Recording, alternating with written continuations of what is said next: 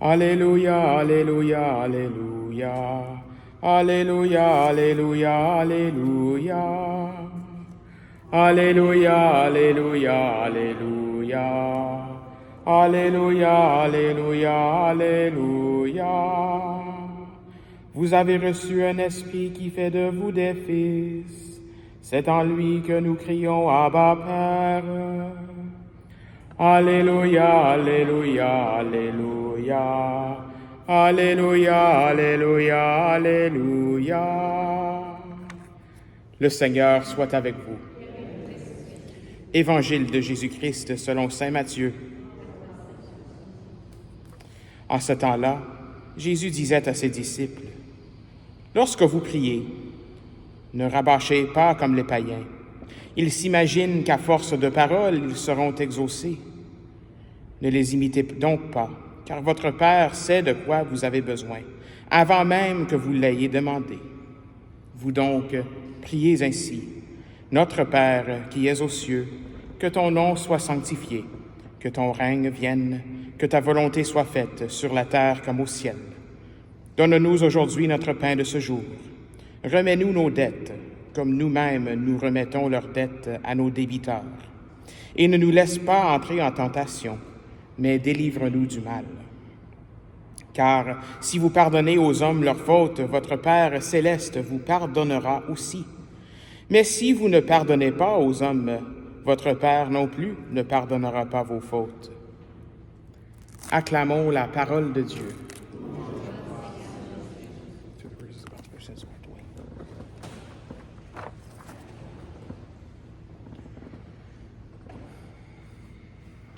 Aujourd'hui, le Seigneur Jésus enseigne à ses disciples cette prière très essentielle, très fondamentale, le Notre Père. S'il y a une prière qu'il faut savoir par cœur, c'est le Notre Père, et je pense que c'est le cas pour la plupart d'entre nous, au moins, on apprend ça quand on est vraiment jeune et on grandit avec ça, et elle trouve une très grande place parmi, on pourrait dire, tous les chrétiens. Pas juste nous, les catholiques, mais c'est souvent une prière qui nous unit comme chrétiens, que ce soit catholiques, anglicans, luthériens, et même les évangéliques, ils connaissent cette prière-là. Donc, c'est dans la Bible. Alors, c'est une prière très fondamentale et c'est la prière que Jésus lui-même nous a enseignée.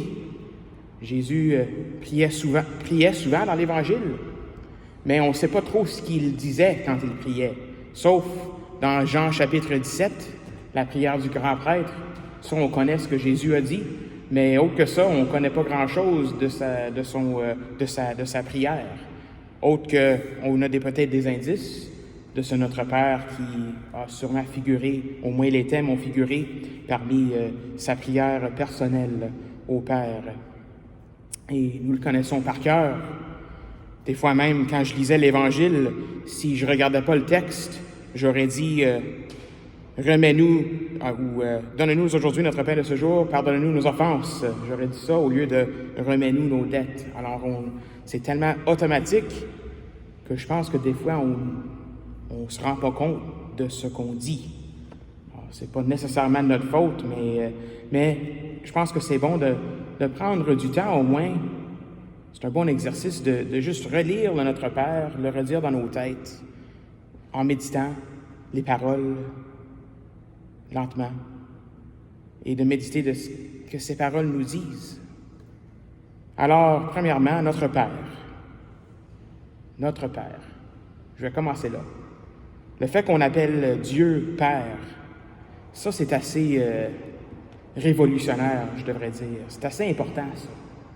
On ne devrait pas prendre pour acquis qu'on puisse l'appeler Père.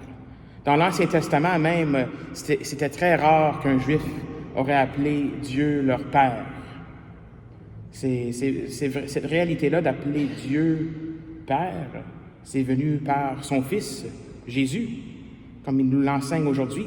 Jésus, le Fils, révèle Dieu comme son Père et comme notre Père aussi. On a entendu ça à la résurrection. Donc, Jean chapitre 20, quand Marie-Madeleine voulait lui donner un gros câlin, il dit « Je remonte vers mon Père et vers ton Père ». Donc, il est notre Père, comme on pourrait dire. Alors nous pouvons avoir une relation avec lui, une relation d'intimité, comme un fils, comme une fille a avec son papa. Mais pensons-y un instant. Tu sais, il est le créateur de tout l'univers. Et je ne sais pas si vous avez vérifié ça, j'ai mentionné ça il y a quelques semaines, mais l'univers est toujours en expansion. L'univers est immense. Il y a des millions, on pourrait dire des milliards de galaxies dans notre univers. Il est le créateur de tout ça. Ça, et donc, c'est beaucoup plus gros que nous. C'est vaste, notre univers. Mais il nous choisit comme ses enfants. J'ai trouvé ceci dans un livre à un moment donné, je ne me souviens plus du nom du livre, mais c'était une illustration. C'était vraiment... j'ai beaucoup aimé l'illustration. C'est que si on mettait toute l'histoire de toute la planète, si on écrivait ça dans une bibliothèque de 34 livres, donc disons, on a une bibliothèque de 34 livres, ça c'est l'histoire de notre planète. 34 livres, chaque livre a 1000 pages. Donc, 1000 pages dans chaque volume, si on veut, dans chaque livre. Et chaque page contenait 100 000 années d'histoire. Donc, on a 34 livres, on a 1000 pages dans chaque livre, et chaque page équivaut à 100 000 années d'histoire. Où est-ce que nous sommes, notre histoire comme être humain? On est sa dernière page de tous les volumes. Le dernier livre, le 34e livre, la dernière page même de ce livre-là, c'est là que nous sommes. Dans notre espèce, notre histoire, notre humanité, on est à la dernière page. Nous sommes infiniment petits comparés à la grandeur de l'univers que Dieu a créé. Mais on l'appelle Père. Nous, on est choisis pour avoir cette intimité avec lui. C'est fascinant, ça. Nous ne disons pas notre Dieu qui est aux cieux. Nous ne disons pas notre Créateur qui est aux cieux dans la prière. Nous disons notre Père. Même si nous sommes petits et insignifiants dans les standards du monde, dans le montant d'atomes que nous avons dans l'univers ou la portion d'atomes que nous avons dans notre corps, le Seigneur a choisi à nous révéler qu'il est notre Père par son Fils Jésus-Christ, à se révéler comme Papa. Alors, prenons avantage de ce que le Seigneur nous donne, de cette relation qu'il veut avoir avec nous. L'autre aspect, c'est ce que nous employons le mot « notre ». J'ai parlé de Père, là je vais parler de « notre ». Nous disons « notre Père », nous ne disons pas « mon Père qui est aux cieux ». Et ça, c'est important. Il y a dans notre société un penchant vers pratiquer notre foi d'une façon personnelle, tu sais, d'avoir une spiritualité, mais dans le sens que c'est juste moi. Il y a des gens qui sont spirituels, mais pas religieux. Ça, qu'est-ce que ça veut dire? C'est que des gens se disent, j'ai une relation avec Dieu, juste moi puis lui, mais j'ai pas besoin des autres. J'ai pas besoin d'une église. J'ai pas besoin d'appartenir à une communauté de foi ou à une religion pour grandir dans la foi. Je peux grandir dans la foi juste moi et Dieu. Mais ça, c'est pas ce que notre Père dit. On dit notre Père, pas mon Père. On croit à la communion des saints.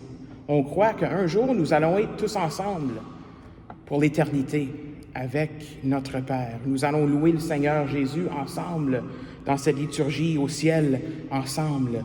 Donc, on n'y arrive pas. Si on va être ensemble là-bas, on devrait être ensemble ici et on n'arrive pas là tout seul.